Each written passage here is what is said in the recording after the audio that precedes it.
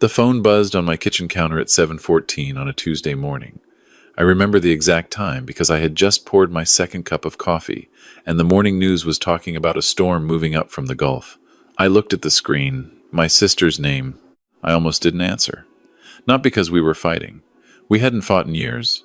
We had something worse than fighting. We had silence. The kind that builds up slowly over a decade until you stop noticing it's there. I picked up. "Dad signed the papers last night," she said. No hello, no good morning. Her voice had that particular flatness she used when she wanted to sound casual about something she'd been planning for a long time. "The business is mine now. The property, too. His lawyer confirmed it this morning. I figured you should hear it from me." There was a pause. I think she expected me to say something, to argue, to raise my voice, to demand an explanation. Maybe she expected me to cry. I didn't do any of those things. I took a slow sip of my coffee and looked out the kitchen window at the oak tree my father had planted the year I was born. It was 62 years old now, same as me. Still standing. "Okay," I said. Another pause. Longer this time. "Okay?" she repeated. "Thanks for letting me know." I hung up, and then I smiled. Not because I was happy. Not because any of this was funny. I smiled because of a conversation I'd had with a man named Gerald Patterson 3 months earlier, in a small office on the second floor of a building on Maple Street in Clarksburg, West Virginia. I smiled because my sister had just made her move, and I had been ready for it since September. But I'm getting ahead of myself. Let me take you back to where this really started. My father's name is Robert Elias Holt. He turned 84 last March, and up until about 2 years ago, you would never have guessed it. He still drove himself to the hardware store on Saturdays. He still made his own breakfast every morning, eggs, wheat toast, half a grapefruit, and he still kept the books for his auto parts business by hand in a green ledger he'd been using since 1987, sharp as anyone I've ever known. My mother passed 11 years ago. After that, it was just the two of them, my father and my sister, Patricia. She had moved back to Clarksburg about 8 years ago after her second divorce, and she'd been living in the guest house on my father's property ever since. I lived about 2 hours away in Charleston, where I'd spent 30 years working as a structural engineer before retiring. I drove up to see my father every 2 weeks without exception, sometimes more often if the weather was good and I felt like the drive. Patricia and I had never been close, even as children. There was a 6-year gap between us. She was the younger one, and we'd always moved in different directions. She liked attention. I liked quiet. She spent money freely. I saved carefully. We didn't have bad blood exactly. We just didn't have much in common, and as adults we'd settled into a polite, functional distance that worked well enough, as long as neither of us needed anything from the other. What I didn't know, or didn't want to admit to myself for longer than I should have, was that Patricia had been making herself very comfortable in that guest house for reasons that had less to do with wanting to be close to our father and more to do with wanting to be close to what he owned. My father's business wasn't large, but it was solid.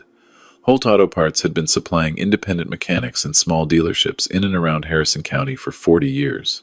He owned the building outright, a good-sized commercial property on Route 19 plus the 2 acres it sat on. He also owned the house I grew up in, a 4-bedroom place on Ridgeline Drive that had been in the family since 1971, along with a 12-acre parcel of undeveloped land about 15 miles outside of town that had been quietly increasing in value for 2 decades. Taken together, his estate was worth somewhere in the neighborhood of $1.3 million. Patricia knew this. She had always known this. The first sign I missed or told myself I was misreading came about 18 months ago. I drove up for my father's birthday in March and found Patricia sitting at the kitchen table with a young man I didn't recognize, papers spread out between them. My father was in his chair in the living room with the television on, which was unusual. He normally liked to be in the middle of whatever was happening. Patricia introduced the young man as someone helping with estate planning. She said it the way you'd say, just doing some organizing casually, as if it were nothing. I asked my father about it later, just the two of us on the back porch. "She says it's easier to get these things sorted while I'm still sharp," he told me. He said it lightly, but something in his expression made me pay attention. A small uncertainty, a flicker of something he wasn't quite saying. "Are you comfortable with it?" I asked. He looked at the yard for a moment. She handles a lot of things for me now. Easier that way. I drove home that night with the conversation sitting uneasily in my chest. I told myself he was fine. I told myself Patricia might genuinely be trying to help. I told myself I was being suspicious of my own sister over nothing. 3 months later, I started paying closer attention. I began arriving a little earlier than I'd announced and staying a little longer than expected. Not to catch anyone doing anything, just to watch. To get a clearer picture of what my father's daily life actually looked like when I wasn't there. What I saw concerned me. Patricia was present constantly, not in the warm way a caretaker is present, but in the managing way a gatekeeper is present. She answered the door before my father could get up. She answered the phone and told callers he was resting when I could hear him talking in the next room. She'd started accompanying him to his doctor appointments, which he'd always attended alone or with me. His longtime friends from the Rotary Club men he'd had lunch with for 20 years had apparently stopped coming around. When I asked my father about one of them, a man named Howard, who'd been his closest friend since the 70s, he said Patricia had mentioned that Howard had been a bit much lately. He couldn't elaborate on what that meant. She had also, I discovered, been added to his primary bank account sometime in the previous year. My father mentioned it in passing. The way you mention something you've already been persuaded is ordinary. I didn't say anything to Patricia. I didn't confront anyone. I just kept watching, kept visiting, kept being present, and I started writing things down. I have a habit that comes from 30 years of engineering. I document everything. Project notes, site observations, follow-up items. I'd kept daily logs since 1989, and I saw no reason to stop now. I started a new notebook in June. I noted dates, times, what I observed, what was said, what seemed different from my last visit. It was slow work, and it felt, some days, like I was being paranoid. But I kept at it. In July, my father mentioned again in passing, again as though it were already settled, that Patricia had suggested he give her power of attorney to make things simpler. He said a man had come to the house with paperwork. He said he hadn't signed anything yet, but he thought it probably made sense. That was the moment I stopped wondering whether I was being paranoid. I called Gerald Patterson the following Monday. Gerald came recommended by a colleague of mine, a retired attorney whose opinion I trusted. He was a quiet man, methodical, the kind of lawyer who chose words carefully and wasted none of them.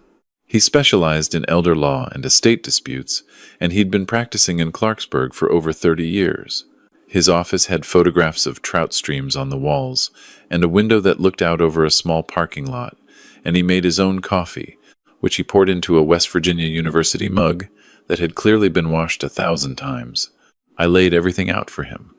The estate planning meeting, the bank account, the social isolation, the power of attorney discussion, my documented observations from the past several months. He listened without interrupting, refilling his coffee once, and when I finished, he was quiet for a moment. "You did the right thing coming in," he said. "What you're describing has a name. It's called undue influence, and in cases involving elderly individuals with declining social networks, it can be very difficult to detect until something significant has already been transferred." He asked me detailed questions. Was my father cognitively impaired? Not that I had observed. He was still sharp in conversation, still remembered details, still had opinions. Had any assets changed hands? Not that I knew of yet. Was there an existing will? Yes, drafted in 2009, leaving the estate equally between Patricia and me. Gerald explained my options carefully. The most important immediate step, he said, was to protect my father's ability to make independent decisions, which meant ensuring he had access to independent legal counsel before signing anything new. The second step was to begin building a documented record of the pattern of behavior, which I had already started. The third step, which he recommended strongly, was to have my father evaluated by his physician with a specific request to document his cognitive baseline, not because I believed he was impaired, but because if Patricia later tried to argue that he had been confused or manipulated into decisions he'd previously made, having a current clinical record of his mental sharpness would be essential. I drove home that afternoon feeling something I hadn't felt in months. Steady, like I had a plan, and the plan was sound. Over the following weeks, I coordinated quietly with Gerald. I spoke with my father's physician doctor, Carla Nguyen, who had been his doctor for 14 years and who listened to my concerns with the seriousness they deserved. She agreed to conduct a thorough cognitive assessment at his next appointment and to document her findings in detail. My father passed that assessment without difficulty. Dr. Nguyen noted in her records that he was oriented, articulate, and demonstrated strong recall and reasoning. That record was dated August 19th. Gerald also prepared documents for my father's review, not to pressure him into anything, but to ensure that if he chose to make any changes to his estate plan, he would be doing so with independent counsel and full information rather than whatever version of events Patricia had been presenting to him. Gerald drove out to see my father on a Tuesday morning when I knew Patricia had a hair appointment in town. They spoke for 2 hours. My father, Gerald told me afterward, was not confused. He was, however, troubled. Several things Gerald explained to him about the documents Patricia had been preparing were apparently news to him. Gerald also did something else. He helped my father establish a revocable living trust. I won't go into every legal detail because honestly, some of it is complicated and Gerald explained it far better than I ever could. The short version is this. The trust placed my father's primary assets, the business property, the family home, the land outside of town under structured protection that could not be altered unilaterally. My father remained in full control of his life and finances. Nothing was taken from him. What changed was that any significant transfer of assets now required proper process, documentation, and independent verification. A quiet mechanism that meant if anyone tried to push through paperwork under pressure, it would stop. The trust was signed on September 11th. Patricia didn't know. I want to be honest about something. There were moments during those months when I questioned myself. Patricia was my sister. We had grown up in the same house, shared the same parents, sat at the same table for Christmas dinner for the first 30 years of our lives. I thought about the possibility that I was wrong, that she genuinely just wanted to help, that the isolation was accidental, that the estate planning was innocent. I turned it over many times, but the documentation kept pointing in one direction. And Gerald, who had seen this pattern many times before, was not ambiguous about what he was looking at. There was also a specific afternoon in October that removed any remaining doubt. I had stopped by unannounced on a Wednesday. I did this occasionally now, and found my father sitting alone in the kitchen looking at a piece of paper. He didn't hear me come in. When I said his name, he startled, and his hand moved quickly as though he was going to put the paper away, then stopped. "Patricia left this for me to look at," he said. He handed it to me. It was a deed transfer document. It had his name on it, it had Patricia's name on it, and it described the business property on Route 19. It was not signed, but there was a yellow sticky note on it in Patricia's handwriting. "Just your signature on the bottom line, Dad. I'll handle everything else. No need to call anyone." I photographed that document with my phone. Date and timestamp. I photographed the sticky note separately. I texted both images to Gerald within 5 minutes. Gerald's response came back in under an hour. "This is exactly what we needed. Don't say anything to her yet. Let it play out." November passed quietly. I continued visiting. Patricia continued her routines. My father, who now understood more clearly what had been happening around him, was careful not to show that anything had changed. He was good at that. He'd been a businessman for 40 years. He knew how to keep his face neutral when a negotiation was still in progress. Then came December. My father had a mild respiratory infection that put him in the hospital for 3 days. Nothing serious, but enough to shake everyone. Patricia was present throughout, attentive in the performed way she was attentive when others were watching. On the second night, when I stepped out to get coffee from the vending machine down the hall, I passed the small family consultation room near the nurse's station. The door was slightly open. Patricia was inside, on her phone. I wasn't trying to listen, but I heard her. "The timing might actually work," she was saying. Her voice was low, but not low enough. "If we move before February, the property assessments won't have updated yet, and the basis will be lower. Robert can sign 3 things and we're done. He's not going to remember the details." A pause. "No, his son won't be an issue. He doesn't know what's already been set up." I stood in that hallway for a moment. The vending machine hummed at the end of the corridor. Somewhere behind me a monitor beeped steadily. I took out my phone and pressed record. Then I walked back slowly, quietly, and stood just outside the consultation room door for another 4 minutes. When Patricia came out, she almost walked into me. Her expression cycled through surprise, then recovery, then the practiced warmth she kept ready for these moments. "Just checking on some things," she said. "Of course," I said. "Want some coffee? The machine at the end of the hall is decent." I handed her the cup I'd gotten. She took it. We walked back to my father's room together, and neither of us said anything else. I emailed the recording to Gerald that night from the hospital parking lot. His response came the next morning. "Meet me Monday. Bring everything." My father came home on a Thursday. By Friday, he was sitting up in his own chair, eating his own cooking and complaining about the hospital food with the particular energy of a man who is fine and wants everyone to know it. I stayed through the weekend. We watched football on Saturday afternoon, and he fell asleep in the second quarter the way he always did, and I sat beside him and watched the oak tree out the back window and thought about how much of this house was stored in me. The smell of it, the light in the afternoons, the particular creak of the third step on the stairs. I wasn't going to let it go without a fight, and I was ready to fight correctly. Monday morning I met with Gerald. I brought my notebook 7 months of dated, time-stamped observations. I brought the photographs of the deed transfer document and the sticky note. I brought the audio recording from the hospital hallway. Gerald had already been in contact with the West Virginia Attorney General's office, which has a specific unit dedicated to elder financial exploitation. He had also been in contact with the Harrison County Prosecutor's Office. Gerald laid it out for me with the same methodical calm he always had. "What your sister has done, and attempted to do, constitutes elder financial exploitation under West Virginia law," he said. "The isolation of your father from his social network, the manipulation toward asset transfer, the prepared deed documents, the recorded conversation taken together, this is a prosecutable pattern. The AG's office is interested." He also told me something I hadn't fully anticipated. "The trust your father established in September is intact and unaffected by anything your sister attempted. The business property, the family home, and the land outside of town are all protected. Nothing was successfully transferred. Your father's estate is exactly as he intended it to be." I sat with that for a moment. "And Patricia?" I asked. "That's going to be a separate matter," Gerald said. "But yes, there will be consequences." Patricia called me on a Tuesday morning in January, which brings us back to where we started.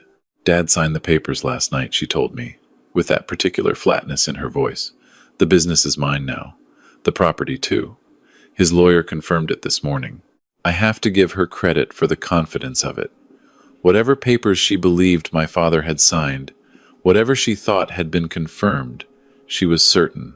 She had waited until what she believed was the right moment, and she had made her move, and she was calling to inform me of my defeat before I'd even had my second cup of coffee. She didn't know about the trust. She didn't know about Gerald. She didn't know about the 7 months of documentation, the physician's assessment, the audio recording, or the conversations that had already taken place with the Attorney General's office. She didn't know that the papers she thought my father had signed were unenforceable, that the structure Gerald had put in place meant they couldn't transfer anything even if the signatures were genuine. She didn't know that Gerald had already filed a petition with the Harrison County Circuit Court 2 weeks earlier. She thought she had won. "Okay," I said. "Okay?" she repeated. "Thanks for letting me know." I hung up and I let her have that moment. I don't say that with cruelty. I say it because I had spent 7 months doing the right thing quietly and carefully, and I knew what the next 48 hours were going to look like, and I didn't need to announce anything. The work was done. The rest was just the calendar moving forward. 2 days later, Patricia was served with legal papers at the guest house on my father's property. The petition Gerald had filed detailed the pattern of undue influence, financial exploitation, and attempted fraudulent transfer. It sought her removal from my father's property, full accounting of all financial activity in his accounts during the period she had been added, and referral of the matter to the Harrison County prosecutor. I was told she stood on the porch and read the first page 3 times. I was also told that the process server was patient and professional, which I appreciated. None of this needed to be theatrical. The document spoke clearly enough. Over the following weeks, The picture filled in completely. A forensic accountant Gerald brought in reviewed my father's financial records from the previous 2 years. What she found was not subtle. Patricia had been making regular transfers from my father's bank account to an account in her own name, amounts small enough to avoid triggering automatic alerts, consistent enough to suggest a deliberate pattern. The total came to just under $41,000 over 22 months. The Attorney General's Elder Exploitation Unit opened a formal investigation in February. Patricia retained a defense attorney. There were negotiations I was not always directly party to. What I can tell you is the outcome. Patricia agreed to a restitution arrangement requiring full repayment of the $41,000. She was charged with 1 count of financial exploitation of an elderly person, a felony under West Virginia Code. She accepted a plea that included 3 years of supervised probation, mandatory financial counseling, and a permanent prohibition from acting in any fiduciary capacity for a vulnerable adult. She also had to vacate the guest house. My father watched this unfold with a steadiness that I think surprised some people but did not surprise me. He was sad. Of course he was sad. She was his daughter. Whatever she had done, whatever she had been willing to do, that fact remained. He didn't pretend otherwise, and I didn't ask him to. What he said to me, about 2 weeks after the legal proceedings concluded, was this. We were sitting on the back porch in the late afternoon, the kind of March day in West Virginia that can't quite decide if it's still winter, and he'd been quiet for a while the way he gets when something has settled in him. I should have seen it sooner, he said. It's designed so you don't, I told him. That's the whole point of it. He nodded slowly. You saw it. I just paid attention. He was quiet again for a moment. Then he said, Your mother always said you were the steady one.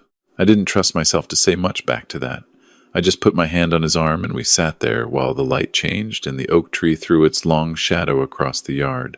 I want to tell you a few things I learned from all of this, because I don't think this story is only about my family. Elder financial exploitation is, according to the federal government, one of the fastest growing crimes in the United States. Most cases are never reported. Most of them involve family members. They almost always follow a predictable pattern: gradual isolation, followed by control of access to information, followed by positioning as the sole trusted advisor, followed by the actual financial transfer. It happens slowly enough that by the time it's visible, significant damage has often already been done. The people it happens to are not foolish. My father is one of the sharpest people I have ever known. He ran a successful business for 4 decades. He raised 2 children. He read 3 newspapers a week until he switched to getting his news online. Intelligence is not a protection against this, because it isn't primarily about fooling someone, it's about gradually reshaping what feels normal until the unusual feels expected. What actually helps is documentation and early legal counsel. Gerald told me that most people who come to him come 6 months too late, after something has already been transferred, after a will has already been changed, after the account has already been drained. The difference in my case was that I came in early while everything was still intact, and that gave us options that wouldn't have existed later. If you are reading this and something in my story feels familiar to you, a parent who seems increasingly managed rather than cared for, a sibling who has become a gatekeeper, financial decisions being made around someone you love rather than with them, please do not wait to act on that feeling. Write things down. Dates, times, observations. Contact an elder law attorney in your area. Ask questions. The documentation that feels excessive when nothing has happened yet is exactly the documentation that makes the difference when something has. My father celebrated his 85th birthday last month.